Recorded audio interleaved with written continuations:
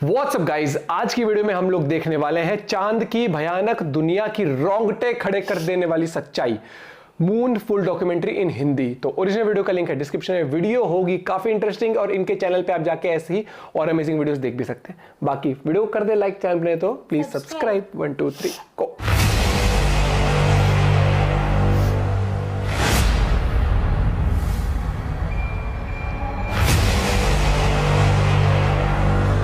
पहले नासा, रूस और चीन और अब भारत क्यों चांद को अपनी मुट्ठी में करना चाहती है पूरी दुनिया? और क्या है चंद्रमा से जुड़े वो डार्क सीक्रेट्स जिन्हें स्पेस एजेंसीज हमसे छुपा रही हैं? जानेंगे धरती से चांद तक के इस रोमांचक सफर के बारे में। दोस्तों, भारत के चंद्रयान 3 ने चांद की कक्षा में प्रवेश कर लिया है और 23 अगस्त के दिन चंद्रयान का विक्रम लैंडर चांद की सतह पर सॉफ्ट लैंडिंग करेगा।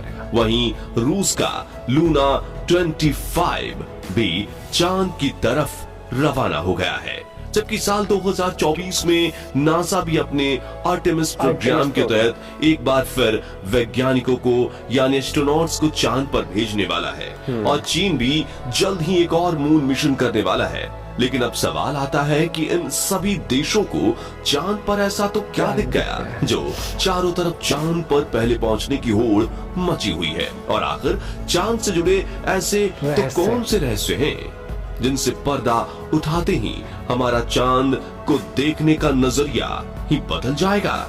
जानिए पृथ्वी से चांद तक के इस रोमांचक सफर की कुछ खास बातें। तो जल्दी से अपनी कुर्सी की पेटी बांध लीजिए और पूरा वीडियो जरूर देखिए। दोस्तों, चांद हमारी पृथ्वी से 3,84,400 किलोमीटर दूर है और अगर हम सीधा रास्ता पकड़ते हैं तो इसी के आसपास डिस्टेंस में ही हम चांद की सतह पर पहुंच जाएंगे। जबकि भारत के चंद्रयान 3 के रास्ते से हमें चांद पर पहुंचने में 42 दिन लगेंगे, क्योंकि चंद्रयान 3 ने चंद्रमा की तरफ जाने का अंडाकार रास्ता चुना है, जिसमें वो पहले पृथ्वी के चक्कर लगाकर चांद की एक लंबे रूट से बढ़ेगा और फिर चांद के भी चक्कर लगाकर लैंडिंग करेगा। हालांकि ये रास्ता काफी किफायती तो है, लेकिन इसमें हमें एस्ट्रोनॉट के लिए बहुत खाना, ऑक्सीजन और पानी की जरूरत पड़ेगी, जिसे स्टोर करने के लिए बड़ा स्पेसक्राफ्ट चाहिए होगा। और इस रास्ते से जाने पर 30 लाख किलोमीटर की दूरी तय करके हम काफी थक भी जाएंगे। इसलिए चलिए हम अमेरिका और रूस वाले सीधे रास्ते से ही चांद की तरफ चलते हैं और इस रास्ते से हमें चांद पर पहुंचने में 4 से 5 दिन लगेंगे। जब स्पेसक्राफ्ट का लैंडर आपको चांद पर उतारेगा तो बाहर आने के लिए आपको सबसे पहला अपना स्पेस सूट पहनना होगा, क्योंकि चांद पर काफी पतला वातावरण है और इसमें ऑक्सीजन मौजूद नहीं है। इसी वजह से सांस लेने के लिए आपको बंद स्पेस सूट के पीछे लगे ऑक्सीजन सिलेंडर का सहारा लेना होगा। स्पेस सूट पहनने के बाद जब आप चांद की सतह पर कदम रखेंगे तो खुद को काफी हल्का महसूस करेंगे। दरअसल चंद्रमा का गुरुत्वाकर्षण पृथ्वी से 6 गुना कम है, इसलिए अगर पृथ्वी पर आपका वजन 60 किलोग्राम है तो चांद पर ये सिर्फ 10 किलोग्राम ही हो जाएगा। इसी वजह से पहली बार चांद पर कदम रखते ही शुरुआत में आपका बैलेंस बिगड़ेगा और आप चलने के बजाय उछलते हुए नीचे भी गिर सकते हो। इसलिए चांद की सतह पर संभल कर कदम रखना जरूरी है। खैर, अब चांद की सतह की बात करें तो यहाँ पृथ्वी की तरह सीधे रास्ते नहीं बने हुए हैं, बल्कि चांद की सतह उबड़ खाबड़ है और यहाँ जगह जगह पर चट्टाने, पहाड़ और बड़े बड़े क्रैटर यानी गड्ढे हैं। चांद पर ये गड्ढे अरबों सालों से गिर रहे उल्कापिंडों की वजह से बने हैं और ये 1 सेंटीमीटर से लेकर 2500 किलोमीटर तक बड़े हैं।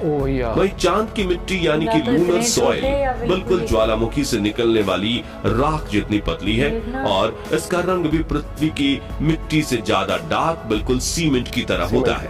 इस मिट्टी में खुरदरापन न होने की वजह से आप जैसे ही इस पर कदम रखेंगे आपके पैरों के निशान बन जाएंगे, जिस वजह से चांद पर सबसे पहले कदम रखने वाले एस्ट्रोनॉट नील आर्मस्ट्रॉन्ग और बल्ज एल्ड्रिन के पैरों के निशान आज भी मौजूद हैं। अब चांद की खूबसूरत जमीन देखने के बाद साथियों, आप अपनी नजरें जब ऊपर की तरफ करेंगे तो आपको हमारी पृथ्वी भी दिखाई देगी।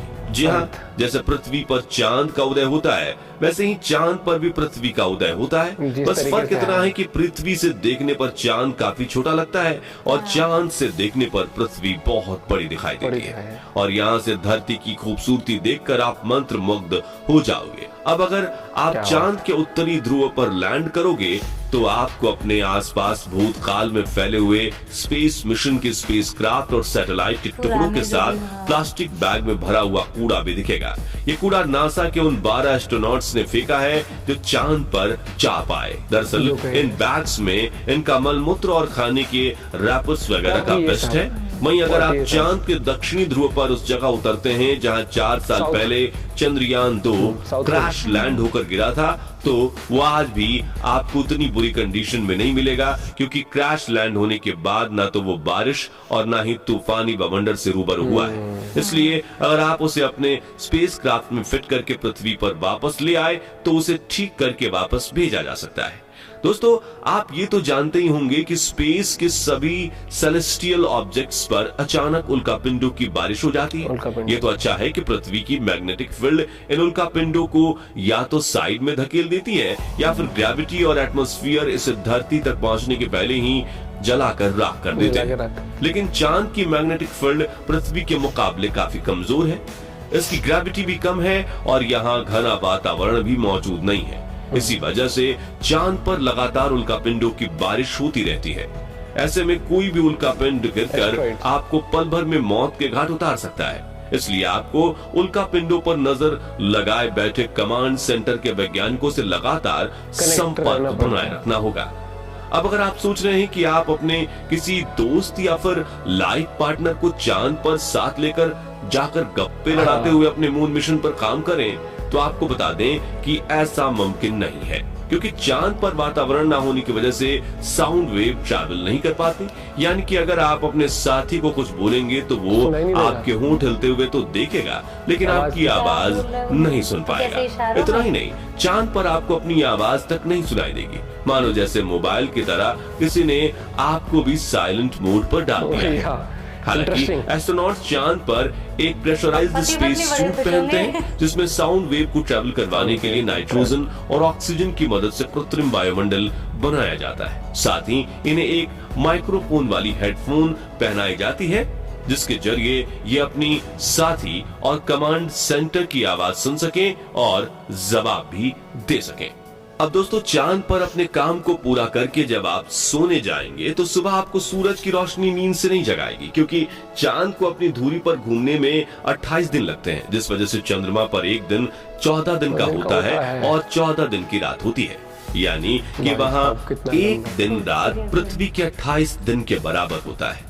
ऐसे में अगर आप दिन के समय चांद पर गए तो 24 घंटे ही आपके आसपास उजाला होगा और सोने व जागने के लिए आपको पृथ्वी के समय का इस्तेमाल करना होगा, क्योंकि आपका शरीर उसी तरह से काम कर पाएगा। बता दें कि अंतरिक्ष में गए सभी astronauts omega speedometer professional watch पहनते हैं, जिसमें वो रात का अलार्म लगाकर सोते हैं और सुबह अलार्म बजते ही उठ जाते हैं। साथियों, एक और बड़ी दिक्कत है कि रात के समय चांद का तापमान -130 डिग्री तक पहुंच जाता है, जबकि दिन के समय यही तापमान 120 डिग्री सेल्सियस तक बढ़ जाता है।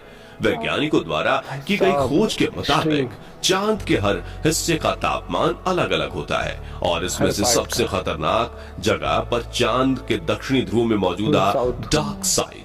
आपको बता दें कि चांद के इस इलाके में काफी बड़े बड़े गड्ढे हैं और कई अरबों सालों से यहाँ सूरज की रोशनी नहीं पड़ी है। इसलिए इन क्रैटर्स का तापमान -230 डिग्री तक पहुंच जाता है। इतने कम तापमान में स्पेसक्राफ्ट के उपकरण काफी ठंडे पड़ जाते हैं और कुछ तो इस तापमान की मार झेल नहीं पाते। इसी वजह से दुनिया के किसी भी देश ने चांद के दक्षिणी ध्रुव में लैंडिंग नहीं की है और यही वजह है कि भारत अपने चंद्रयान 3 को वहां पर दिन के समय में ही उतारने वाला है, ताकि तापमान ज्यादा ठंडा ना रहे। और इस लैंडिंग के साथ हम दुनिया के वो पहले देश बन जाएंगे जिसने चांद के दक्षिणी ध्रुव पर फतेह हासिल की है। दोस्तों, चांद अपनी धुरी पर एक चक्कर लगाने में 28 दिन लेता है, वहीं इसे पृथ्वी का एक चक्कर लगाने में भी उतना ही समय लग जाता है। इसलिए हम चांद का सिर्फ एक हिस्सा आज तक देख पाए हैं। और अगर आप चांद के पिछले हिस्से के अंधेरे वाले इलाके पर पहुंच गए तो आपके साथ काफी खौफनाक चीजें हो सकती हैं। बता दें कि चांद पर कई सालों से रिसर्च कर रहे कुछ वैज्ञानिकों का ये भी कहना है कि भूतकाल में वहां कोई एलियन सभ्यता बसी थी और आज भी चांद के डार्क जोन में एलियन मौजूद हो सकते हैं। हालांकि आज तक किए गए सभी मून मिशन में हमें उनकी मौजूदगी का कोई पुख्ता सबूत नहीं मिल पाया है, लेकिन अब चांद के इस रोमांचक सफर को यहीं पूरा करके अपने स्पेसक्राफ्ट में बैठकर पृथ्वी पर वापस लौट आते हैं और ये जानने की कोशिश करते हैं कि वैज्ञानिकों को चांद में इतनी दिलचस्पी है क्यों। तो इसका मुख्य कारण ये है कि आज से 450 करोड़ साल पहले जब एक ग्रह पृथ्वी से आकर टकराया था, तब पृथ्वी का एक हिस्सा टूटकर धरती से 4 लाख किलोमीटर दूर चला गया और पृथ्वी की परिक्रमा करने लगा, जिसे हम चांद के नाम से जानते हैं। इसी वजह से इसके क्रस्ट में पृथ्वी की तरह ही कई महत्वपूर्ण खनिजों की मौजूदगी हो सकती है। वही चंद्रयान 2 ने चांद की सतह पर वाटर आइस और हाइड्रोक्लिल्स के रूप में पानी की खोज की है, जो इंसानों के जीवन के लिए काफी जरूरी है। इसके अलावा अंतरिक्ष में चांद ही पृथ्वी के सबसे करीब है, इसलिए भविष्य में वहां जाकर बसना हमारे लिए काफी किफायती साबित होगा। वहीं यहाँ पर हम एक लूनर स्टेशन भी बना सकते हैं। इन्हीं कारणों की वजह से सभी स्पेस एजेंसीज चांद में सबसे ज्यादा दिलचस्पी दिखाती हैं। तो दोस्तों, अगर भविष्य में मौका मिले तो क्या आप चांद पर जाकर बसना चाहेंगे या नहीं? कमेंट करके जरूर बताइए और वीडियो जरूर पसंद आया होगा तो जल्दी से इसे लाइक और शेयर करके हमें मुझे लग रहा है जब उसमें था ना कि आवाज सुन नहीं पाते, बोले हस्बैंड वाइफ के लिए तो भेज दो भैया, पति को तो बोलेंगे भी ना कि माइक्रोफोन पहनो आप, तभी पत्नी की आवाज सुनना ना पहनना ही नहीं है, सुननी नहीं आवाज। ठीक लेकिन वीडियो बहुत इंटरेस्टिंग बनाई, हर एक चीज का पहलू रखा उन्होंने, जैसे कि वो एस्ट्रॉइड्स गिरते रहते हैं तो कम्युनिकेट करते रहना हमेशा, क्योंकि वो उस पे क्या कहते हैं नजर रख लेते हैं ना उस तरीके से। और जैसे वो बताया कि सिर्फ अगर 60 किलो वजन है तो वहां पर सिर्फ आपको 10 किलो ही होगा, बाउंस ही रहोगे आप थोड़े से वहां पर। और जो पहले गए थे उनके अभी भी पुर्जे या जो भी वो स्पेसक्राफ्ट थे सब वहीं पर ही है, तो पॉटी हगा होगा, जिसने केला खाया होगा सब कुछ वहीं पड़ा होगा भाई। लेकिन वहां से अर्थ कितनी सुंदर लगती होगी ना देखने में। जैसे चांद पे तो हमें इतना दिख नहीं पाता क्योंकि वो ज्यादातर वैसे ही है समतल, डार्क साइड से, उस समतल वर्ड नहीं, डार्क साइड, वो डार्क नहीं मतलब वो लाइट पड़ती है तो वाइट ही दिखता है। लेकिन अर्थ में हमें पानी भी, लैंड भी, ग्रीनरी भी उस तरीके से। और अभी विक्रम लैंडर और रोवर जब वहां पर पहुंचेंगे तो बहुत कुछ पता लगेगा। और भाई देखो, लगता तो है अर्थ भी है तो मून पे भी कुछ तो लाइफ होगी यार, किसी न किसी प्लैनेट पे तो होगी। हमें लगता है हम ही हमें, तो क्या हमें दूसरे प्लैनेट भी कहते होंगे तुम ही तुम हो, तो क्या तुम हो, हम भी हैं। पता लगा हमसे भी ज्यादा एडवांस्ड लोग बैठे हो टेक्नोलॉजी वाइज, जो कह रहे होंगे तुम कर लो, हाँ ये कर लो पहले, हम एक ही बार कुछ ऐसा बड़ा वो करेंगे नहीं, हम तो रिक्वेस्ट भेजेंगे, एक्सेप्ट आवर फ्रेंड रिक्वेस्ट। लेकिन इंटरेस्टिंग रहेगा भैया जब भी लाइफ किसी और प्लैनेट पे या कहीं पर भी डिस्कवर होगी तो। बाकी ये ब्रह्मांड है, ब्रह्मांड के राज धीरे धीरे ही खुलते हैं। और लेकिन इंसानों में वो चीज है ना, वो चुल वर्ड कह लो, चाहे वो खुफिया भी नहीं, वो डिस्कवरी करना कि कहाँ पर क्या हो सकता है। वीडियो बहुत इंटरेस्टिंग थी, आई एम श्योर आप लोगों ने भी एंजॉय करी होगी वीडियो। तो वीडियो को कर दें लाइक, चाहे तो please subscribe. Bye, take care.